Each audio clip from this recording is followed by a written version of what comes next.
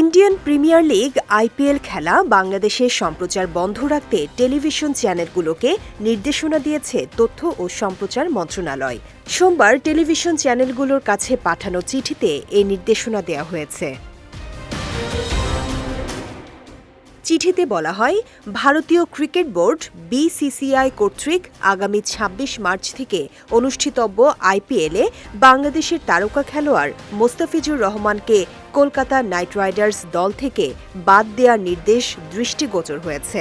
ভারতীয় ক্রিকেট বোর্ডের এমন সিদ্ধান্তের কোনো যৌক্তিক কারণ জানা নেই এবং এমন সিদ্ধান্ত বাংলাদেশের জনগণকে ব্যথিত, মর্মাহত ও ক্ষুব্ধ করেছে।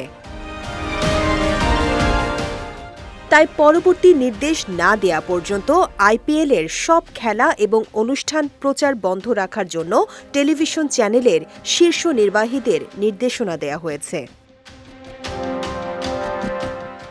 এর আগে মোস্তাফিজকে কেকেআর ছেড়ে দেওয়ার দিনই কড়া প্রতিক্রিয়া জানিয়েছিলেন ক্রীড়া উপদেষ্টা ড আসিফ নজরুল।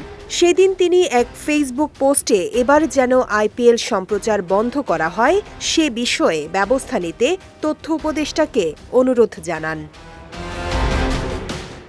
বিজয় টিভি নিউজ ডেস্ক।